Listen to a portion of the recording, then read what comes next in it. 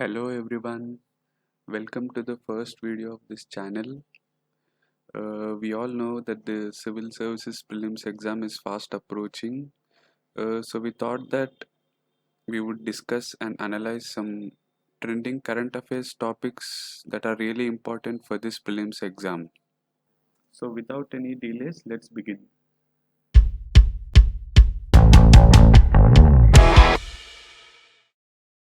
So in today's topic, we will be briefly discussing about the incident and the impact it had around the world. But the more important thing So you need let's to begin. learn related to films is about the Suez Canal, its history, and other canals and choke points in the world. Uh, so when it comes to the exam and your preparation, this part becomes very important. On 23rd March, the container ship which goes by the name MV Ever Given was traveling across the Suez Canal when a strong gust of wind pushed it across the canal. So what happens is the canal is only navigable in the center where the water is deep. Along the sides of the canal, due to accumulation of silt and mud, it is very shallow. So when the wind pushed it across the canal, the both the ends of the ship got stuck in the silt. As a result, the ship was stuck, and as we all know, it took 6 days to again set free the ship.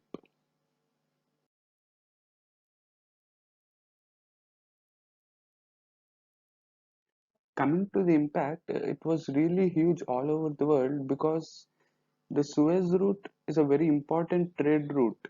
Around 12% of the world's trade by volume happens through this Suez route. So, as a result of this blockade, the global supply chains got affected. The supply of oil and gas from the Arab countries and the Middle East countries to the European nations also got affected. The supply of raw materials, finished goods were also affected due to this blockade. From here on, all the content is important for your prelims exam. The Suez Canal is located in Egypt and maintained and controlled by the Egyptian government only. Like all canals, the Suez Canal is also an artificial or man-made waterway. It links the Red Sea with the Mediterranean Sea. It is a canal that runs in the north-south direction across the Isthmus of Suez. An isthmus is basically a very narrow and long passage of land that separates two water bodies. It is similar to, what we call the strait in an ocean. A strait is a narrow, a narrow water passage that separates two land. So the counterpart of a strait is an isthmus. Coming to the history of the canal, the first attempts at constructing such a canal was made in 1874 BC by the pharaohs who were the then rulers of Egypt. And coming to the modern times, a lot of colonial interests were involved in constructing the canal. We all know that the European colonies were present in Asia like India and Indonesia. So it took a lot of time for the traveling of goods around Africa through the Cape of Good Hope, or the Cape Town as we call it today. So the colonial masters were interested in constructing the Suez Canal. In 1858, the Universal Suez Ship Canal, which was owned by the French and the English, was given the right to construct and operate the canal for 99 years. And it took around 10 years to complete the construction of the canal, and in 1869 it was opened for navigation. This arrangement continued peacefully for many years, but after the World War II, we all know that many colonies were given independence, and Egypt was also one such nation which was granted independence.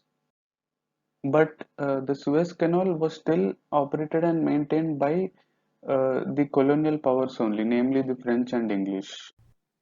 In 1956, Abdul Nasser, who was the president of Egypt then, nationalized the operation of the Suez Canal. It means that under the earlier arrangement, where England and France operated the canal, this was terminated and the Suez Canal was made as the property of the Egypt. So naturally, this move by the Egyptian president angered the Europeans and it led to the Suez Crisis in 1956, which is nothing but a warlike situation between England, France, and Israel on one side and Egypt on the other side. These tensions and crisis like situations continued for around 20 years, and in 1975, the Suez Canal was again opened permanently for navigation. This map clearly depicts why construction of the Suez Canal was of paramount importance to the European powers.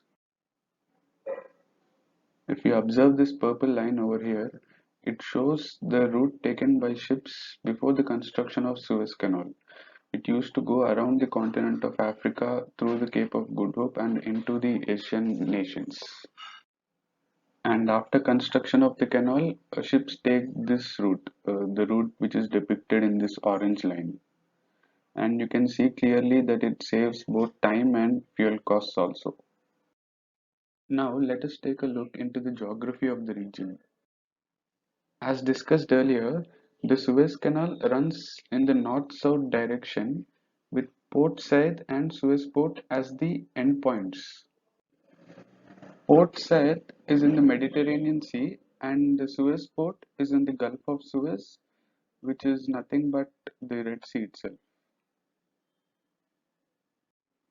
And the Suez Canal is also not a straight canal. There are a lot of turns and bends in it, and it also consumes within itself a lot of lakes like the Great Bitter Lake, the Lake Manzala, as you can see in the map. In the prelims exam, we constantly keep finding questions related to seas and the nations which border the seas. So now that we have discussed Suez Canal, we will also look into the geography of the region surrounding Suez Canal.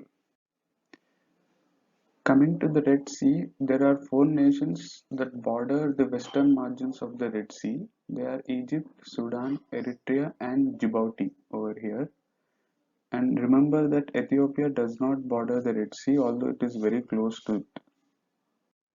And there are only two nations that border the Red Sea on its eastern margin. They are Saudi Arabia and Yemen. Some other important geographical features near the Red Sea are the Straits of Bab el Mandeb over here between Yemen and Djibouti. It's a very narrow stretch of water and an important choke point in the world. And coming to the Gulf of Aqaba, this narrow stretch of water is the Gulf of Aqaba, and the nations bordering it are Israel, Jordan, Saudi Arabia, and Egypt.